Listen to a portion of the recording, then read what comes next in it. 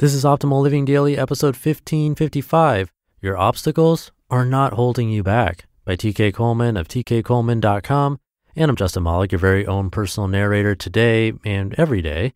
So it's not a typical podcast. There are no interviews, and it's short, almost always fewer than 10 minutes. Speaking of short, I'll keep this intro short, so let's get right to the post and start optimizing your life. Your obstacles are not holding you back, by TK Coleman of tkcoleman.com. Common sense wisdom: obstacles are what hold us back from extraordinary achievement. This seems to be fairly self-evident. If you found a person who failed to achieve their goals, you've also found a person who failed to overcome an obstacle of some kind. So it makes perfect sense to say obstacles are what holds us back. But I think it's a little more tricky than that. Our greatest enemy isn't the obstacle, it's the ordinary. Obstacles are inspiring. They force us to react with resilience and urgency. We may not feel good when we have them, but we tend to be at our best when they fire us under our seats. The lizard brain loves obstacles. The reactive self gets its whole sense of purpose from obstacles. Obstacles motivate us to be productive and creative without us having to change our overall worldview.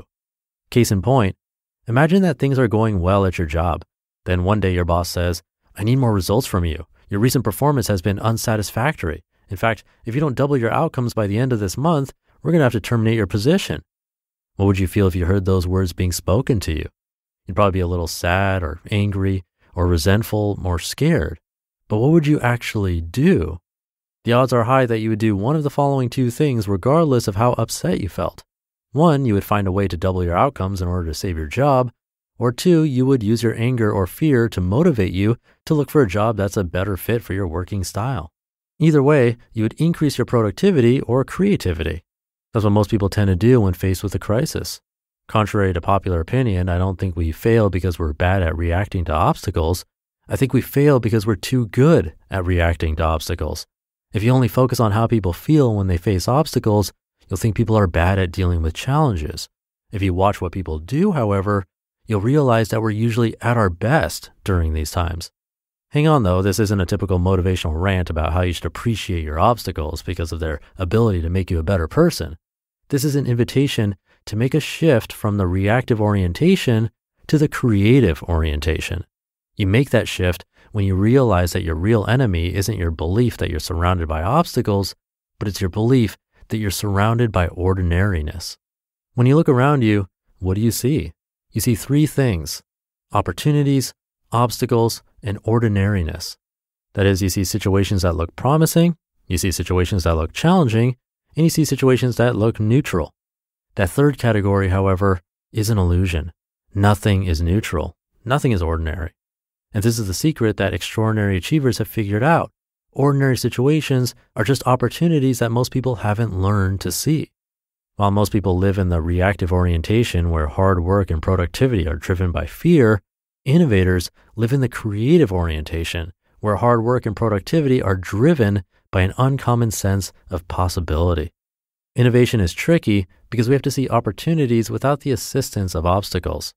The average person shows up to work, goes through their routine, and only ramps things up when they have something to react to, namely an obstacle. The innovator shows up to work and goes through their routine, but they also study their environment and search for some opportunity that everyone else mistakes for an ordinary thing. I once challenged a student to make $50 in a week. At first, she thought this would be an impossible task. After our Skype session, however, she started to look around her room for things she could sell. She immediately recognized several items that weren't even very useful to her, but that might sell on eBay. It worked. She made $100. How did she do it? She overcame the ordinary.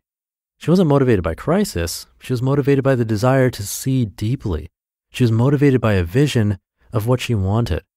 And for the first time, she saw past the illusion of everyday things and she converted the commonplace into capital. We can all do this. The best part is that we all have plenty of material to work with. Everyone doesn't have lots of money. Everyone doesn't have a huge network. Everyone doesn't have stunning good looks, charm, or whatever the world says you're supposed to have. But everyone has plenty of circumstances and conditions that they regard as ordinary. Have you ever read the story about the acres of diamonds? There are a few different versions, but the gist is this. A man hears reports about diamonds being discovered in Palestine and Europe. He sells his farm so he can go chase after diamonds too. He searches and searches to no avail. Meanwhile, the guy who acquires the farm decides to do some digging. He finds diamonds on the farm. Ain't that a kick in the head? The poor farmer would have been rich beyond his wildest dreams had he only did a little digging in his own backyard. He wasn't defeated by his obstacles. He was defeated by the ordinary. He was overcome by his failure to truly see what was already there.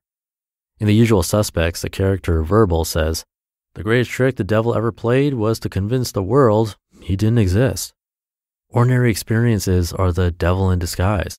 While you're busy fighting your obstacles and treating your challenges as if they are the main thing, the real devil that's eating away at your life is the specter of ordinariness. If you dig a little deeper, I won't go easy on this because I'm a little tired of people treating the good things in life as if they're easy. If you dig a lot deeper, you'll find underestimated talents and things that are waiting to be transformed into treasures.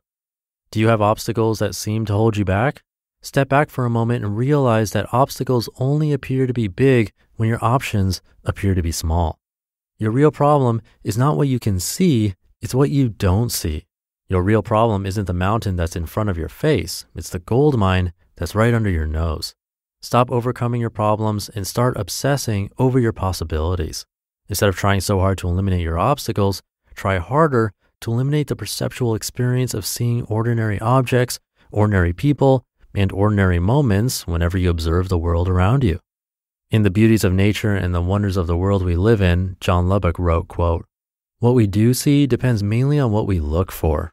In the same field, the farmer will notice the crop, the geologists, the fossils, botanists, the flowers, artists, the coloring, sportmen, the cover for the game. Though we may all look at the same things, it does not all follow that we should see them," end quote. Take note of how Lubbock did not appeal to mystical powers and possibilities here.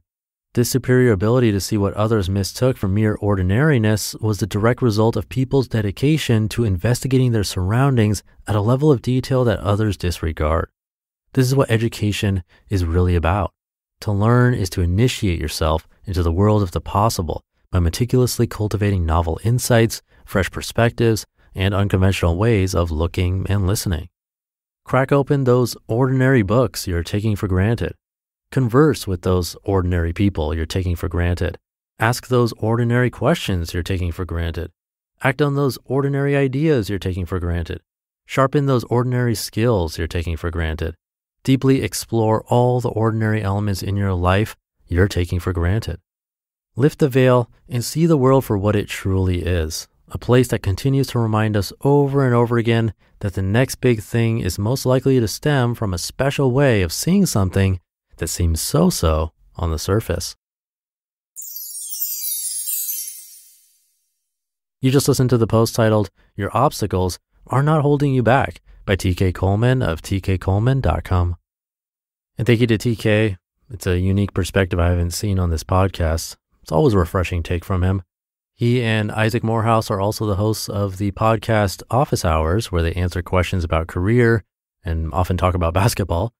But I'll do it for today. Thank you for listening and sticking around until the end. Have a great weekend if you're listening in real time, and I'll see you tomorrow, where your optimal life awaits.